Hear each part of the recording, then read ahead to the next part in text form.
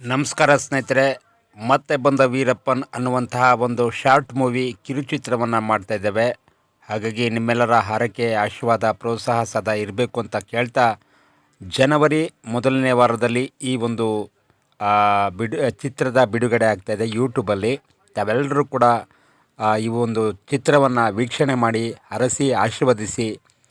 ವೀರಪ್ಪನ್ನ ಒಂದು ವ್ಯಕ್ತಿತ್ವವನ್ನು ನಾವು ಯಾವತ್ತೂ ಕೂಡ ವೈಭವೀಕರಣ ಮಾಡುವಂಥದ್ದಲ್ಲ. ಈ ಚಿತ್ರದಲ್ಲಿ ಒಳ್ಳೊಳ್ಳೆ ಪಾಯಿಂಟ್ಗಳನ್ನು ನಾವು ಆಧರಿಸಿ ಈ ಒಂದು ಕಿರುಚಿತ್ರವನ್ನು ಮಾಡ್ತಾಯಿದ್ದೇವೆ. ಯಾವುದೇ ಅಧಿಕಾರಿಗಳಿಗಾಗಲಿ ಸರ್ಕಾರಕ್ಕಾಗಲಿ ಯಾವುದೇ ಒಂದು ಧಕ್ಕೆ ಬರದ ರೀತಿಯಲ್ಲಿ ನಾವು ಈ ಒಂದು ಚಿತ್ರವನ್ನು ಮಾಡ್ತಾಯಿದ್ದೇವೆ. ಕೊನೆಯದಾಗಿ ಒಂದು ಒಳ್ಳೆಯ ಸಂದೇಶವನ್ನು ನೀಡುವಂತಹ ಒಂದು ಚಿತ್ರವಾಗಿದೆ. ಹಾಗಾಗಿ ತಪ್ಪದೇ ವೀಕ್ಷಿಸಿ. ಜನವರಿ ಮೊದಲನೇ ವಾರದಲ್ಲಿ ಈ ಚಿತ್ರ ಬಿಡುಗಡೆಗೆ ಸಿದ್ಧವಾಗ್ತಾಯಿದೆ.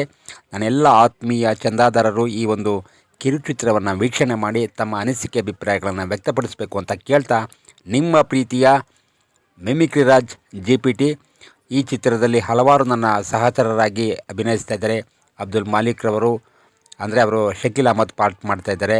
ಸೇತುಕುಳಿ ಗೋವಿಂದನ್ ಪಾರ್ಟು ಅಬ್ದುಲ್ ರಶೀದ್ ರವರು ಮಾಡ್ತಾಯಿದ್ದಾರೆ. ತುಪಾಕಿ ಸಿದ್ದನ ಪಾತ್ರವನ್ನು ನಮ್ಮ ರಾಮೇಗೌಡರು ಮಾಡ್ತಾಯಿದ್ದಾರೆ. ಹಾಗೂ ಇನ್ನೂ ಅನೇಕ ಪಾತ್ರಧಾರಿಗಳು ಈ ಒಂದು ಚಿತ್ರದಲ್ಲಿ ಕಾಣಿಸ್ಕೋತಾ ಇದ್ದಾರೆ. ಹಾಗಾಗಿ ಈ ಚಿತ್ರದ ಛಾಯಾಗ್ರಾಹಕರಾಗಿದ್ದಾರೆ ರಾಜು ಹೊಸ್ಮನೆ.